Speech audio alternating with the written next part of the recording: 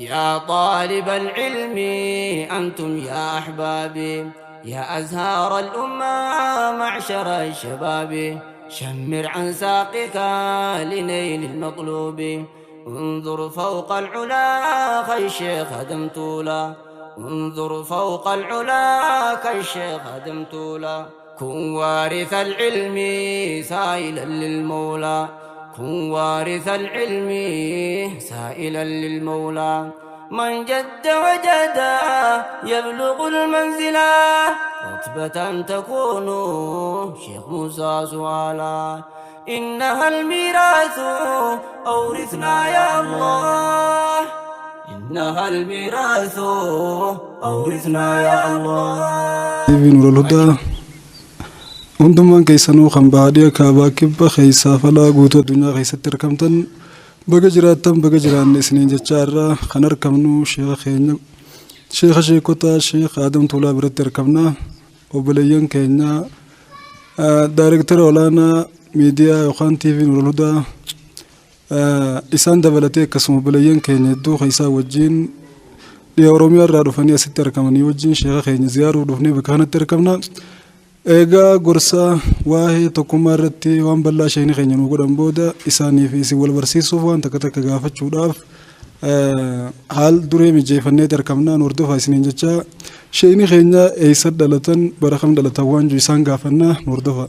Ani dhaloonni kiyya ganda Usmaan Qayaanii Usmaan kun akaakayyuu kiyya bakka tuun jedhadhe immoo manumatti dhuftan sanigaa. Kan buhatin dardeechu ganda kan ganda Usmaan jedhamu magaalaa Magabaa ganda Shankoor jedhanii ganda Usmaan jedhaniin Shankoor akaakuyya kadhammee sadaati Ahmad Ibrahim Shankoori ashittiin dhaladhee ashittiin guddadhee namoonni keenya egaa barruu hedduun beekanii abul gaafalatee hin beekan wani isaan beekan mootummaa buluu baaqii jedhate beekan malee hiyyiidhaa kanaa tokkollee hin beekan jechuudha. Kam keessa dhalattan amma isin? Mootummaa kam keessa dhalattan? Xalayaan dura. Nama tokko jira biyya tana bulchuu ollaa keenya innis isaa ilma isaatii barreesse gaafasa. Kamisa dhalattan jaannaa fi inni gubbaan sanii waliin amma achirraa hoggaa lakkaa'amu 104 jecha matarraa kana. Barnoota hangam takkatti eegaltan? Barnoota eegaluun kiyya amma tokko dhala mayta. Waliigala hangam takka ilmi keessa turtan? Tartiiba siidhaa ani adoon akka ijoolleen baratutti alif baa adoon baratini namni tokko duuba inni warra hawiyyaati sheekha hawiyyaati ganda kana jira barsiisu qayyee barsiisu akkuma ijoolleen alif baa garaa isaan kanatti Bismillahirrahmanirrahim guyyaa tokko barsiisa guyyaa tokko hiikanaa godha obiinas ta'ee guyyaa tokko gargaaraa hiikanaaf godha safiinaa tana kan harfeen barsiisa jechuudha. Adoon quraan hin beekin safiinaan nama facciisee harfiin hin baree Allah yarhamuu Muhammad Ibrahim jedhanii maqaan isaa Muhammad Ibrahim Karkooloo jedhaniini hawwu jedhamuuni rahimahullahu ta'ala radiyallahu ta'ala. Achumaan ilmi itti fuftanii musaafirummaas eega san inni Ugaan kitaaba umdaa jan ugaan tiseenu biyya isaanii galee ammaa dhufe kitaaba isin tokko naqaraayise inni biyya isaan galee jechuudha. Ani achirraa fuudhee sheeka tokko jira ammallee asirraa hin deemne sheerii Yerusii janiini biyya kunoo suqul janiin bakka amma warraan jiru tokko achi jira gaara jira lafa gaaraa takka achi barachuu turre hanga 10 wayii takka. Ilmi fiqiidhaa ilaan gaa minaa jetti. Achirraa kaanee isheen san qalbiin deebiftee wal'aannee asseedhaan imaltuu eegalee jemma.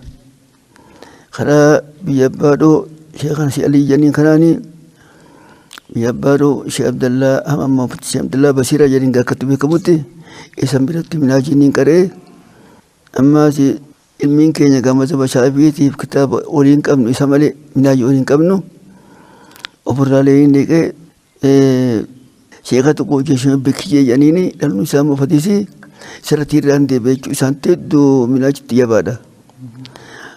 Achiin dhufee amma kana keessatti amma 4-5 ta'e jecha دوغان بيابارو قديبو بيابارو تسماس وليني رابني خرخيت محمد عشان جكرتون. يا طالب العلم أنتم يا أحبابي يا أزهار الأمة معشر الشباب شمر عن ساقك لنيل المطلوب انظر فوق العلا كالشيخ هدمت له انظر فوق العلا كالشيخ هدمت له كن وارث العلم سائلا للمولى كن وارث العلم سائلا للمولى من جد وجد يبلغ المنزلة رتبة تكون شيخ موسى سؤالا إنها الميراث أورثنا يا الله إنها الميراث